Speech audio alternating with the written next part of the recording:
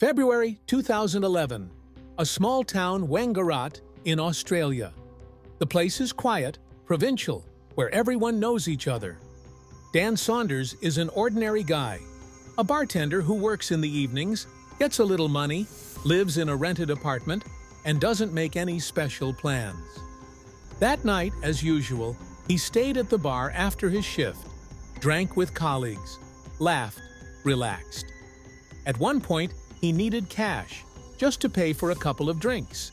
The account was running out of money, but there was a National Australia Bank ATM nearby. Dan went there without any expectations. It was an ordinary, unremarkable move that would later break the course of his entire life. You are on Paradoria. Enjoy watching. After seeing a near-zero balance in his savings account, Dan decided to try transferring some money from his credit card. He was slightly drunk, his thoughts were confused, and it took him a moment to realize what he was doing. The ATM gave an error, but then, quite inexplicably, gave out cash. Dan didn't even believe it. He tried again, and again he got the same money that he didn't have. At that moment, he didn't realize that he was trapped in a narrow time corridor, the interval between 1 and 3 in the morning, when ATMs worked independently, without updating data in real time. Any transaction during these hours existed as if in parallel space. The machine performed it, but the bank did not. And if you caught the gap, you could get cash without affecting the real balance. The next day, Dan checked the bills. My savings account went into negative territory, and my credit card was almost untouched. With the uneasy logic that is typical of a person who has found a loophole, he decided, if the debt appears in the system only in the morning, it can be covered by the same virtual operation the next night. He went to the ATM again, made the transfer again, got an error again, and withdrew the money again. The debt on one account exceeded that of the previous night, but the ATM still gave out cash. This created a loop that allowed him to take as much as he dared from the system. At first, the amounts were small, a couple of hundred, 1,000, 2, but with each operation, Dan made sure that the system didn't see what he was doing. The ATM worked as an inexhaustible source. And instead of stopping, he felt excited. Just a little bit, one more time, 1,000 more.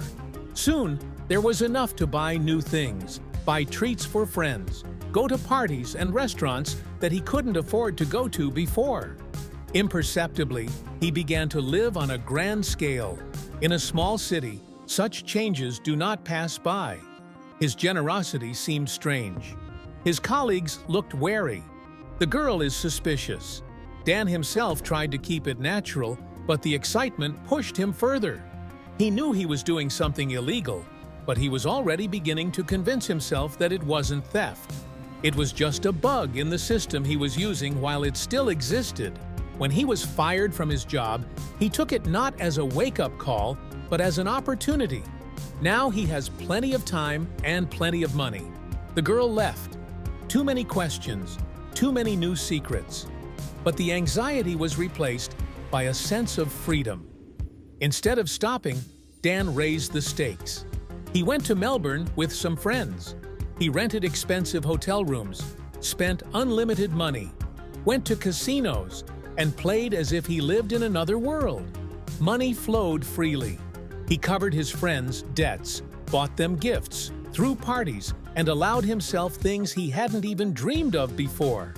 At some point, he realized that he had turned the ATM into a personal money factory. And now he can't stop. Every night was a ritual. Empty streets, the same path to the same ATM, the usual sequence of actions. He knew that sooner or later someone would notice the inconsistencies. But with another part of his mind, he believed that if the system had been running for so long and no one had figured anything out, then he could continue. A sense of permissiveness grew inside her. And with it, paranoia. He felt like he was being watched.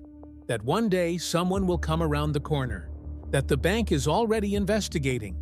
But the fear did not stop him, but on the contrary, pushed him deeper. He made mistakes, tried to withdraw large sums, attracted attention, and changed his habits.